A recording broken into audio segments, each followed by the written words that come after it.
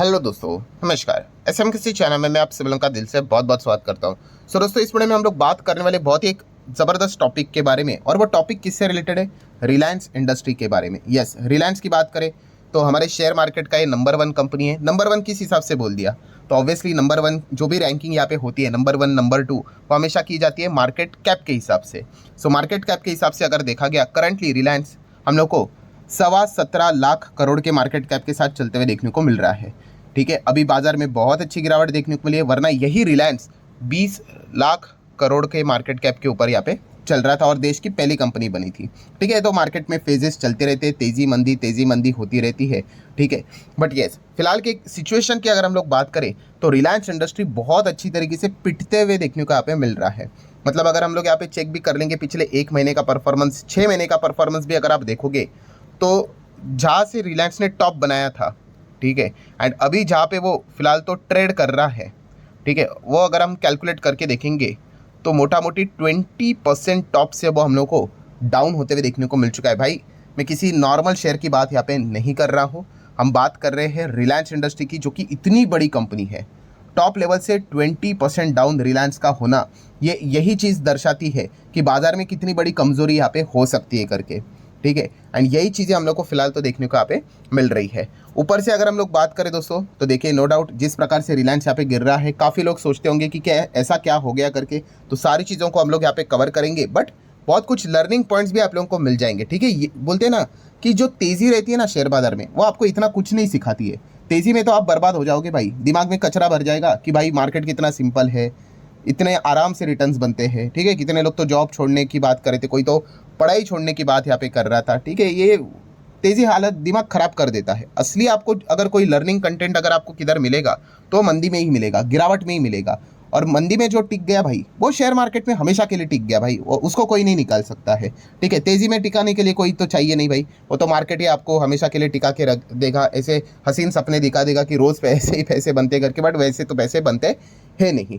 So learning की भी अगर बात करें, जो फिलहाल की सिचुएशन देखने को मिल रही है, इस वीडियो की भी अगर हम लोग बात करें तो काफ़ी कुछ सीखने को मिलेगा। जैसे कि देखिए, कुछ मिथ्स होते हैं। मिथ्स का अर्थ क्या होता है भाई, कि हमने खुद मान के चल दिया। अभी कैसे मार्केट थोड़ा सा अच्छा चल रहा था ना कुछ दिन पहले, ठीक है, हर वक्त चलता है, ऐसी कोई बात नहीं है भाई, मार्केट कोई जीरो नहीं हो गया और ना ही कभी होगा। ठीक है, वो कम बैक करेगा, कभी 30 40 50 होगा। ठीक है, तभी भी बहुत सारे लोग ऐसे मान के चलेंगे, अरे मार्केट तो ऐसा ही चलता है करके, बट वैसा नहीं होता है। जो सच्चाई है दोस्तों, वो हम लोगों को पता है यहाँ पे होनी चाहिए। बहुत कुछ इससे सीखने को मिल जाते हैं। जैसे कि देखो, रिलायंस कौन सा स्टॉक है? एक लार्ज कैप स्टॉक है। और जैसे कि एक बिगनर हमेशा सोचता है भाई लार्ज कैप कंपनी में अगर जाएंगे तो ज़्यादा गिरावट नहीं होगी, ऐसा बिल्कुल भी नहीं है, मिथ है। लोगों को ऐसा लगता है कि लार्ज कैप है मतलब गिरेगा नहीं। मैंने कितने एग्जांपल बताया दिए आपको। ठीक है, लार्ज कैप छोड़िए, निफ्टी 50, ठीक है, निफ्टी 50 में तो सिर्फ लार्ज कैप ही होती है ना। येस बैंक भी लार्ज कैप ही था, आज उसके हालत देखिए। DHFL भी बहुत बड़ी कंपनी थी, ठीक है, वो तो डीलिस्ट ही हो गई, बहुत कुछ गड़बड़ हुई थी।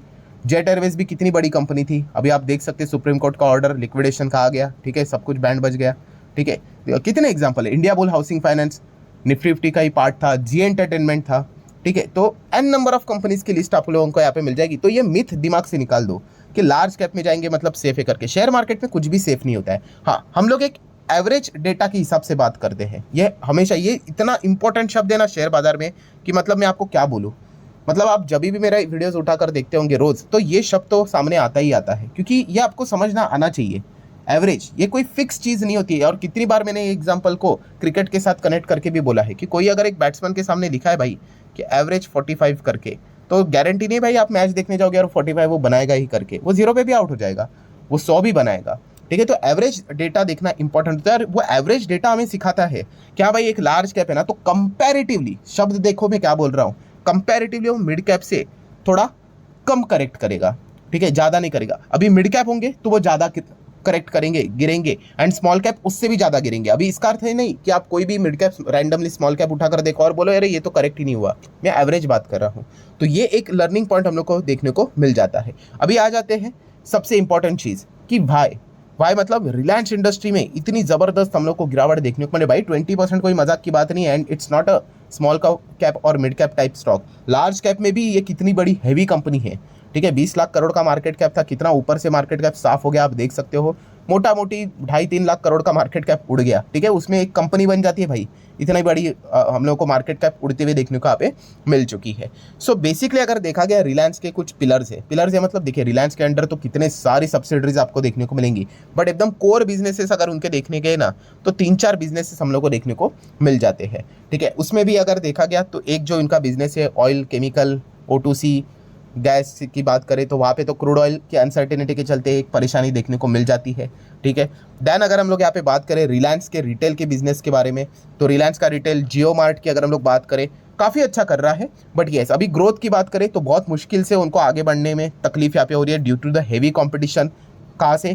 क्विक कॉमर्स की ओर से। आप सभी लोगों को पता है क्विक कॉमर्स की बात करें तो जेप्टो है, इंस्टामार्ट है, ब्लिंकिट है, ठीक है। ये एक ऐसा स्पेस है यहाँ पे इतने सारे प्लेयर्स आते रहते हैं कि पोजीशन नंबर 1 पे टिकाए रखना काफ़ी मुश्किल यहाँ पे हो जाता है, ठीक है। और इसी चीज़ के चलते रिलायंस रिटेल को भी काफ़ी ज़बरदस्त टक्कर हम लोग को मिलते हुए देखने को यहाँ पे मिल रही है इतने बड़े क्विक कॉमर्स वाली कंपनीज की ओर से। पहले रिलायंस रिटेल भी क्विक कॉमर्स में नहीं था, अभी तो उनको ज़ोर ज़बरदस्ती से आना पड़ रहा है। एंड उसमें भी अगर हम लोग देखें वो 30 मिनट्स का टाइम लेते हैं अभी भी डिलीवर करने के लिए, वहीं पर इन्हीं के कॉम्पिटिटर क्या करते हैं 10 मिनट में डिलीवरी करते हैं।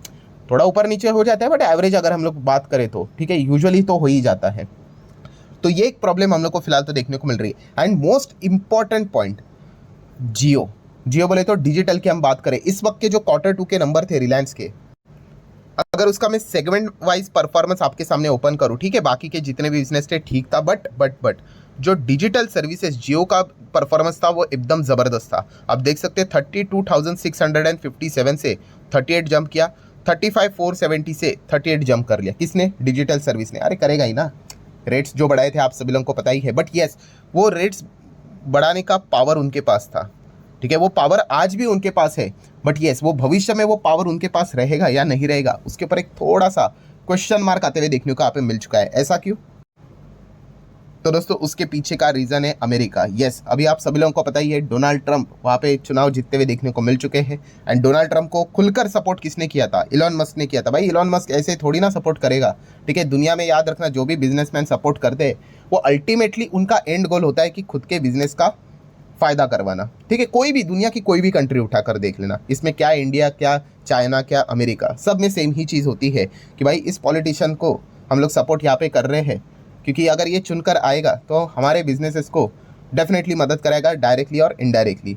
एंड अगर हम लोग जियो की अगर हम लोग यहाँ पे बात कर ले दोस्तों तो डेफिनेटली आप सभी लोगों को पता है इलॉन मस्क, टेस्ला, उसी के साथ साथ स्टारलिंक की अगर हम लोग बात कर ले, ठीक है, इसके थ्रू इंडिया में एंट्री यहाँ पे करने की पूरी कोशिश यहाँ पे करेगा, ठीक है। मतलब आप देख सकते हैं ये पॉलिटिक्स ही है, ऐसा सब कुछ ये जो यहाँ पे होता है। मतलब देखिए अभी डोनाल्ड ट्रंप आगे क्या करेंगे, कुछ ना कुछ रेस्ट्रिक्शन लगा देंगे पूरे सभी कंट्रीज़ के ऊपर। उनके देश में जो भी सामान आता है, मतलब ऐसी जो बातें बोली जा रही, कल के दिन भी मैंने एक वीडियो बनाया था, टैरिफ बढ़ा सकते, सभी कंट्री के ऊपर बढ़ा देंगे, ठीक है। तो ऑब्वियसली हमारे देश वाले जो लोग हैं वो डोनाल्ड ट्रंप को कांटेक्ट करेंगे, ठीक है, बोलने की कोशिश करेंगे भाई इंडिया को थोड़ा रिलैक्सेशन दे दो।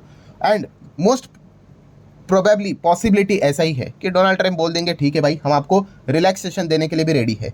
वो एक ही कंडीशन सामने रख देंगे, कौन सा? यस इलॉन मस्क की ये जो कंपनी है भाई, टेस्ला है, स्टारलिंक है, वो हमारे देश में, मतलब आपके देश में, मतलब इंडिया में आना चाह रहे हैं यहाँ पे, बस उसको भी रिलैक्सेशन दे दो, ठीक है। हम भी आपके ऊपर का रिलैक्सेशन हटा दें, मतलब जो भी कंडीशन है सब कुछ ये वो हटा देंगे, आप इनको भी यहाँ पे इजी एंट्री यहाँ पे दिलवा दो, दैट्स इट। एंड अगर ऐसा हुआ, अगर इलॉन मस्क की एंट्री अगर यहाँ पे हो जाती है, टेस्ला तो ठीक है, मैं रिलायंस जियो के हिसाब से बात करता हूँ, स्टारलिंक की एंट्री अगर हो जाती है तो फिर आपको पता ही है भाई कि कितने एग्रेसिवली एक्सपांड कर सकते हैं। और इनको तो जीरो से स्टार्ट करना है, इनके लिए तो पूरा मार्केट खाली पड़ा हुआ है, ठीक है। तो ये सबसे बड़ा जो टेंशन है वो रिलायंस के लिए बनते हुए देखने को यहाँ पे मिल रहा है। और उनका जो बाकी का जो बिजनेस है, ग्रीन हाइड्रोजन की बात करें, इसमें भी उन्होंने हेवी इन्वेस्टमेंट करके रखा हुआ है, 70 से 80 हज़ार करोड़ का इन्वेस्टमेंट करके रखा है, जिसके रिजल्ट लेट स्टेज पे हम लोग को देखने को यहाँ पे मिलने वाले हैं। सो कंक्लूजन क्या निकल कर आ रहा है? कंक्लूजन यही निकल कर आ रहा है कि ये जितने भी पिलर्स रिलायंस के देखने को मिल रहे हैं, हर एक पर हम लोग को अच्छी खासी हैमरिंग होते हुए देखने को मिल रहा है। ऊपर से कंपनी कैसी बहुत बड़ी कंपनी है,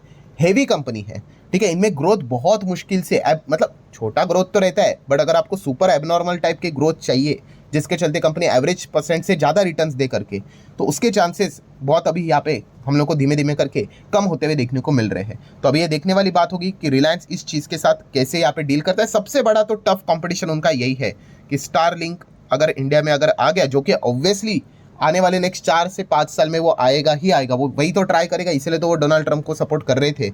एंड उनको पता है डोनाल्ड ट्रंप एंड इंडिया के रिश्ते हम लोग को काफ़ी अच्छे देखने को यहाँ पे मिल जाते हैं। सो इस चीज़ की वो बात करेंगे ही करेंगे।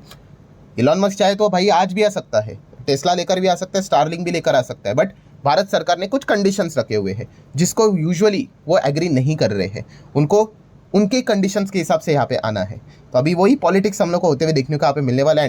एंड अगर स्टारलिंक अगर इंडिया में अगर आ जाता है तो ऑब्वियसली रिलायंस की बात कर ले, एयरटेल की बात कर ले, वोडाफोन आइडिया तो छोड़ ही दो, उनको बहुत बहुत बहुत तगड़ा झटका यहाँ पे लग सकता है।